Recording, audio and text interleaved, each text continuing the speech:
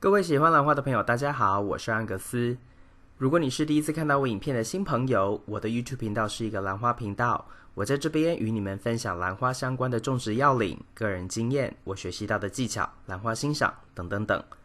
如果你想要学会怎么养兰，欢迎订阅我的频道并打开通知铃铛，这样每当我上传新的影片，你就会收到及时的通知。今天呢，我要针对我之前的一个影片，这个水苔无洞水苔的这个种植方式的影片所收到的一些问题做一些回答。然后呢，这个影片的后半部分就是那一个影片的原始档案，为了你们的方便，那我就把它加在这个影片的最后面。那我们现在就来看看我们所收到的问题大概是哪些。这边的问题提到说如果这种无洞的水苔种植方式生青苔要怎么办？那如果已经长了青苔的话，其实说真的除非说你把介质换掉，清洗容器，否则几乎不太可能够把青苔完全清除。但是呢，好在青苔的生命周期非常的短一般来说大概就是2周左右，所以它不会伤害到兰花的根系，或者也不会再跟兰花在营养上面做竞争。那其实它比较大的问题其实就是美观上的问题那如果要预防青苔的产生其实最主要的办法是要隔绝阳光的直射的照射。那我个人的的做法是用外杯或是另外一个大一点的容器来装这个内杯，就是透明的容器这样子能够阻隔掉光线的话，你就比较不会有青苔的问题。再来的问题呢是说双氧水或者是酒精消毒需要稀释吗？需要加水稀释吗？那如果要的话呢，比例是多少？好，其实不用稀释，买来直接就用了。一般市面上你能够买到的双氧水通常都是 3%， 那酒精的话呢有 50% 跟 70% 的。我自己是用 50% 的，因为那个呢 50% 浓度的酒精是在我这边这个地区一般的这个超级市场就非常容易能够买到的浓度。那有些地区我听我的朋友说，欧洲有些地方是只有卖 70% 浓度的酒精，所以你就用那个来进行消毒，都不需要稀释，买回家就可以直接用了。这边丽云有提到说他的文心兰用水培都烂根。我自己个人的经验是，其实水培文心兰文心兰其实长得不错。我这边目前有2颗文心兰是用水培的，目前也都在抽花梗，在年底的时候应该就会开花。所以主要呢其实2个原因，第一个就是你可能一直都持续泡水，没有让根系休息。那第二个呢就是你的水质可能是偏硬我用的都是软水，所以有时候水质太糟也容易让这些很细的根系会容易在水里面烂掉。所以呢，这要看你就是说文心兰它自己本身对这个水的反应，再来就是呢，你这个文心兰是不是刚入水呢，还是已经入水一阵子它才开始烂根因为有时候原本的根是适合介质的根，适应介质的根，它如果加到水里面，进入水里面去，有时候它会适应不良，也就会烂。所以一直要等到新的根系长出来才能够真正算是这个转水培这个方法才真正是有完全转换完毕。然后阿西这边问到说，不透明蓝色的杯子是来防阳光晒的吗？兰花的根不喜欢阳光吗？或者是说长根的兰花需要多少的阳光我用的这个蓝色的外杯的确是用来阻隔阳光用的那它的目的就是在于避免青苔的产生。但是如果你觉得青苔不影响美观的话，其实它就不是一个问题因为水苔本身应该说青苔本身它不影响兰花的生长，因为青苔它的生长周期很短所以而且它都只是附着在杯子的外缘而已那再来所有的兰花其实都比较喜欢间接阳光第一个。那第二个就是说最好我这边的阳光来举例的话，就是大概都有6到8小时的阳光，有时候甚至呢我回家之后我还会再把植物生长灯打开，让它对特别的一些兰花多晒一些光线，然后等到睡觉的时候我才把这个生长灯关掉哦。那这样子其实算下来，有时候甚至都已经快要到10个小时，甚至11个小时的时间。另外啊，提醒一下，植物生长灯不是必要，只是有时候有些地方，比如说你纬度比较高的欧洲地区，可能会需要用来补强。但如果你一般的住家比如说你是住在亚洲低纬度的地方，其实你的日照应该都是很充足的，所以要注意的就是提供间接日照，然后通风良好，其实我觉得你的兰花应该不会有太大的问题。这边一姐问了我2个问题她第一个问题是说，我的兰花种在室内吗？是不是有用任何种的照明方式？有的，我的兰花是种在我的室内阳台，我的阳台呢是有3个连着的窗户，所以相当的大，然后是接收自然的阳光。我的阳台是朝北，那晚上的时候呢，我天花板上面除了有3颗 LED 灯泡会打开之外，提供照明之外呢，我还有另外3盏可以移动的植物生长灯，特别加强某一些兰花在晚上的这个光照。但是睡觉之前啊，我一定都会把它们全部都关掉，因为其实兰花这些植物在晚上还是需要休息累积能量的，不能一直都是在阳光就是在照光的情况之下，它们有时候这样会长得不好，因为毕竟要休息嘛再来啊，就是说它的另外一个问题是，兰花如果长出花苞了，是不是要停止给水？那花啊，才会开得比较久这样子那它的兰花是种在苔藓里面。好，那我的建议是不需要停止给水，正常的给就可以了花开的多久啊，其实不是取决于说给不给水，而是当时的环境温度湿度有没有稳定那还有你对于这颗已经正在开花的花是不是有常常挪来挪去的这样子的一个动作这些情况啊，环境的变化或者是挪来挪去都有可能会造成这个花期的减短或是花苞的掉蕾情况所以呢，开花的期间呢我是大部分的兰花我是在开花不施肥的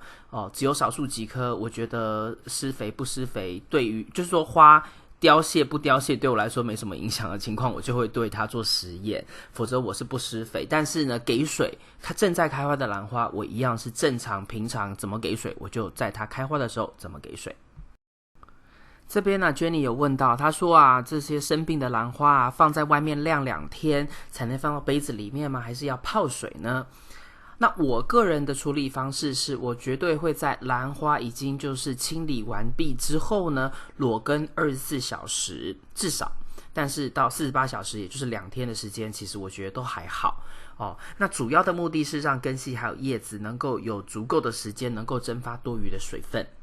那通常在这个时候啊，你根系已经清理过后啊，再静置个24小时左右，你有一些根系你会发现它可能会继续的溃烂或是干掉，那个时候呢，你就可以再酌量的去修剪它，然后再放到戒指里面、杯子里面，看是要水培还是有介质的这个耕种都可以所以重点就是说，要先让根系干，不要持续泡水，因为如果已经生病、已经出现问题的话，其实不要泡水是比较好的。兰花2天3天甚至是1个星期，有时候我忘记浇水1个星期没有水，兰花都不会怎么样的，了不起就是稍微有一点点叶子比较软，但是你等到浇水之后呢，它就会在就是坚挺起来。那兰花放在外面等它干的时候要做什么处理？其实在根系清理完之后，你就要马上喷上酒精跟双氧水，然后再静置24小时到48小时。那这个方式呢，是我之前在其中一个影片有提到，是我们最近美加地区一些兰友他正在玩的一种拯救兰花的方式。那目前我试过了几颗兰花，成效都还蛮好的。那因为我在影片中提到，就有蛮多的兰友跟我私讯，然后甚至问了问题说，你确定这不会烂根？到底怎么样操作？所以我就想说，利用这个机会呢，把这个方式介绍给大家，然后给大家做一个参考。那如果有一天你需要对某些兰花进行拯救的时候，也许这个会是一个对你有所帮助的方法。那为了要帮助你对这一种方法奇特的方法增加一点信心，我这边准备了2个例子，让你看一下目前这2颗兰花在这一种方式的生长环境里面，长出来的根系然后对于说会不会烂根这样的问题，其实你很容易能够从照片中看到。其实，如果你操作对了，给水的方式对了，它不会烂根，而且挺容易能够帮助根系的生长来进而拯救目前生长状况不良的兰花这是一个可以值得参考的拯救方式。好，那我们现在再回到这一棵需要急救的兰花对象上面。你可以看到呢，它现在目前真正比较完整的根系其实就只有3条或2条半，因为其实有另外一条，它其实前端的部分已经有一点点溃烂的现象。那我目前其实是让它裸根，因为我要让它那个前端有烂掉的迹象的那条根系呢，能够让它干个2天左右，让它能够结痂。那再来呢，你可以看到我其实有保留几条根，是它只有它里面细细的那条根，那外面的那个根背其实就是已经溃烂掉。那其实你如果用手指轻轻的一捏，然后把它拉出来往下滑，它就会脱落。那一种情况发生，其实就告诉你说那一条根系它其实已经死亡。那我不知道你还记不记得这颗兰花它的背后的故事？其实在我一个影片里面，就是在介绍说，如何从兰花的外观去判断它介质里面根系的生长状况的那个影片里面，我就是在讲这颗兰花。那当时呢，我还在问各位兰友说，我不知道这颗兰花我到底要用什么方式来进行拯救。那经过了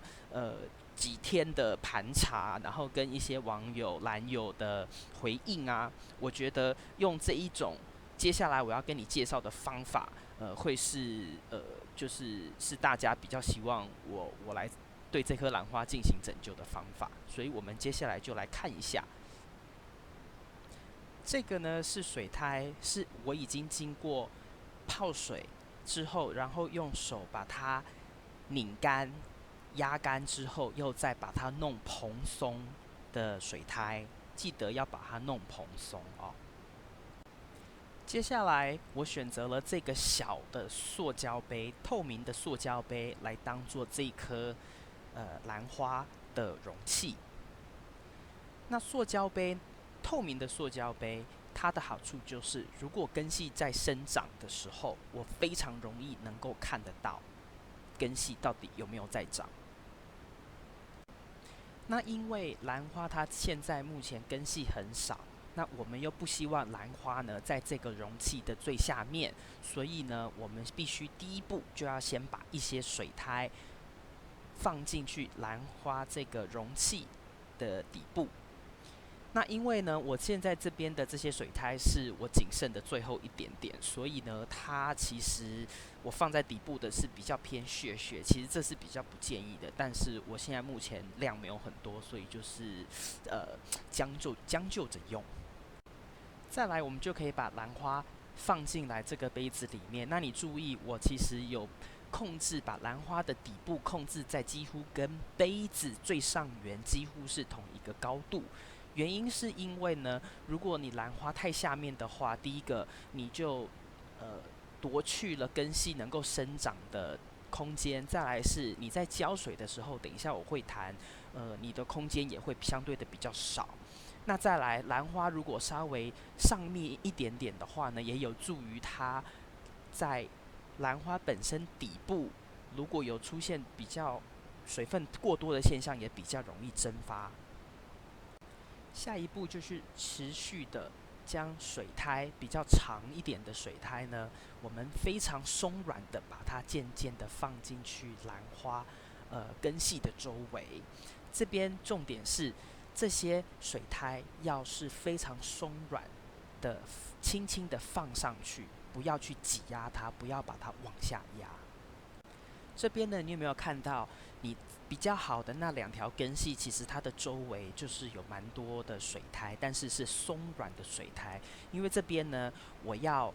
我的目标是要让一旦这些水苔是湿润的时候呢，这些好的根系能够因为这些湿润的水苔而能够吸收到水分跟养分，但是还是有足够的空气能够在这些水苔中间，然后能够让这些根能够继续跟空气上面去做呼吸跟气体的交换。接下来的几张照片啊，都可以看得出来说，我的水苔放在根系周围，根系上面是放得非常松软的。那你也可以从这些水苔啊，看得出来说，其实我真的没有往下压，因为这就是重点，水苔要非常的松软，然后你甚至都能够看到杯的另外一缘，就是它的水苔间的空隙，你可以从这边看到另外一边去哦。这个就是你所需要注意的地方，水苔一定要非常的松软，然后有很多的间隔在水苔中间，因为呢，我们要营造湿润但是通风的一个环境。一旦你水苔放好了之后啊，你有没有看到图片中兰花基部的部分跟根系的交接处的那一小圈？我其实是把水苔有稍微往外挪一点，因为我要让这一颗兰花的基部的地方、根部的，就是底部的地方呢，还是有足够的空气。因为在根系没有很强的情况之下呢，很容易会因为水分过多。那水分过多呢，其实很多时候会造成兰花底部、基部的那个地方啊，容易会产生一些溃烂的现象。再来呢，我加了一个夹子，我夹在它之前开过花的花梗上面。这个花梗其实已经干了，但是呢，我有一个习惯，我不喜欢把它干掉的花梗完全剪掉，是因为呢，有时候啊，抽取兰花、拿取兰花啊，抓在它的花梗上面啊，比较方便，而且也不容易会因为你手上可能有什么脏东西，然后你抓在兰花的根部上面，然后影响到它的根部。所以呢，我就借由它还有这个干掉的花梗的情况之下，用夹子把它夹在边缘上面，来做固定。因为兰花呢，其实很喜欢有固定的环境。那如果你让它固定的话，在它就是生长不是很好的情况之下，有固定的一个生长环境啊，对它要继续的来长根也会有一些帮助的。这张照片是兰花的另外一边哦，那你也可以看到水苔这边呢也是非常的有松软，非常的有空气跟间隙哦，这样子能够确保就是说一旦水分太多，其实对于兰花不会有太大的伤害。我一般都还会用一个外杯来放这一颗兰花，因为它本来的这个杯子里面啊很小。那如果你只是单单用那个小的杯子，不是不可以，但是很容易被其他大颗一点的兰花挡住阳光，所以我要让它尽量跟其他的兰花、其他的杯子一样高，所以我这样子用。那在浇水的部分呢，其实重点在这边，里面的内杯你只能加水加到大概是1/2，一半左右。然后呢，你就等让它泡个20-30分钟，直到上面的另外一半上半部的水苔已经吸收水分了。之后呢，你就可以很小心的，可能也要用2只拇指头固定一下兰花，然后把多余的水全部倒出来，倒到一直就是说水不会再往下滴，不会再滴出杯外的时候呢，就是你已经把水都沥干了，你就可以把兰花放回去这个透明的外盆。那这透明的外盆，你就这样放着，一直等到它里面的这个水苔变成了就是很干很干，你就可以再重复刚刚这样子加1/2满的50%满的水。那一般来说就是要看你的生长环境你的给兰花的环境到底是湿度高还是湿度低？因为如果它干的比较快，你可能7到10天你就要重复这样的动作。但是如果湿度比较多，它蒸发的比较慢啊，甚至有时候2周才需要给水一次。重点就是一定要等到兰花这个水苔啊已经都很干了，那它很干的情况就是会变得很硬，而且会脆脆的。你要等到这些水苔变得脆脆的、很硬的时候，你再浇水，再给水。有时候呢，你可以在这个内杯的下面，就是但是还是在大杯子的里面呢，放上一些比较有重量的石头，来增加这整个容器的稳定度，以免就是不小心让你打翻。你也能够选择利用外杯，像我这样子，来阻隔阳光，来避免这些水苔因为阳光的直射，因为湿润高、阳光直射而产生青苔的状况。但是这个不是一个必要的步骤，只是为了美观，所以你还是可以再加上一个能够阻隔阳光的外杯。那这边呢，就是要再提醒一下，因为你种在这个小杯里面，所以呢，其实你要浇水的时候，很容易的，你就可以把它拿起来，然后或者是你有时候要观察根系的时候，你就拿起来看一看，然后再把它放回去，这个是相当便利的一种杯与杯重叠的一种养兰花的方式。以上呢就是今天为您带来的影片。如果你喜欢这个影片，请帮我在影片的下面点个赞，也非常希望你能够订阅我的频道，并且打开旁边的通知铃铛，这样每当我上传新的影片，你就会收到及时的通知。如果你有任何的问题或是任何的指教，也非常欢迎您在影片的下方留言。谢谢您的观赏，我们下次再见。